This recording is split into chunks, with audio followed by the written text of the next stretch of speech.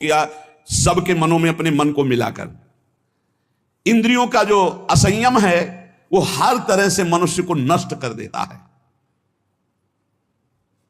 लोग अंदर का सुधार नहीं करते। जहां जहां असंयम है वहां वहां अशांति है, दुख है, बेविचार है, संयम विहीन जीवन, शुष्क उदासहीन पशुवत जीवन है।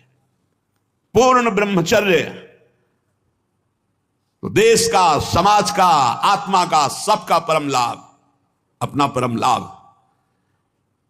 चाहे गृहस्थ हो चाहे विरक्त, जरूरी है अपनी शक्ति को नष्ट करना, आवश्यकता के अनुसार धर्मयुक्त प्रयोग तो ठीक है। हम तो प्रणाम करते हैं उन गृहस्थों को जो गृहस्थ होते हुए ब्रह्मचर्य का नियम वृंदावन में लिए हुए और दूर दूर देशों में रहते हैं और ब्रह्मचर्य का नियम लिए हुए। एक तो परिवार अमेरिका में है, आए हुए हैं कुछ समय से, भी हम वृंदावन में सत्संग में भी होंगे।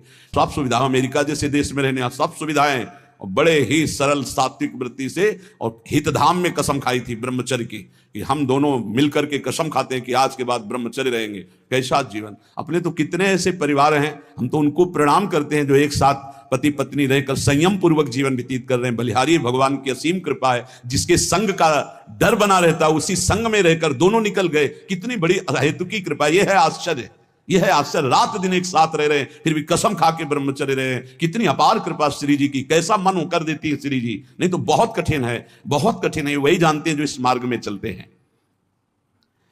जो आचरणहीन है, जिसका भोजन ठीक नहीं है,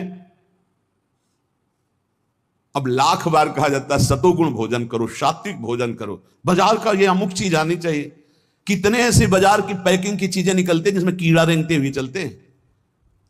आप फिर पता नहीं कौन सी बुद्धि लोगों में फैल रही है कि घर का दाल रोटी बना करके नहीं खाएंगे, बाजार का आना, ऑनलाइन आना चाहिए। ऑनलाइन में हो जाओगे, हाँ ऑनलाइन में ही चले जाओगे। बहुत समझो सावधान, खान पान नहीं तो ऑनलाइन में बुद्धि घूमेगी। श्री जी में चित्त लगाने के लिए थोड़ा ऑनलाइन से हटो, थोड़ा सा अपने चित्त को सुधारो। हम कह रहे हैं जबान में अगर सात्विक भोजन केवल जाएगा तो भजन में बहुत रुचि होगी, संयम से रह पाओगे। ये बावरे नहीं थे पुराने संत महात्मा जन की जो सात्विक ब्रजवासियों का अन्न या भिक्षान्न या सात्विक, देखो 10 दिन केवल देखो, शुद्ध दाल रोटी पाओ, मूंग की दाल वाली रोटी पा लो, फिर आप देखो भजन करके, और 2 दिन जरा इधर उधर होटल का पाके देखो, फिर देखो कैसा है। कोई भी कहीं भी हो, सात्विक वृत्ति से अपने घर का भोजन करो, कम से कम दाल पानी से धो लिए हो।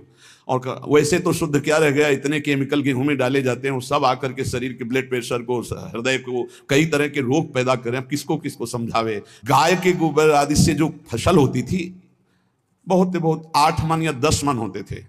हम किसान के घर में पैदा हुए तो हमें पता है।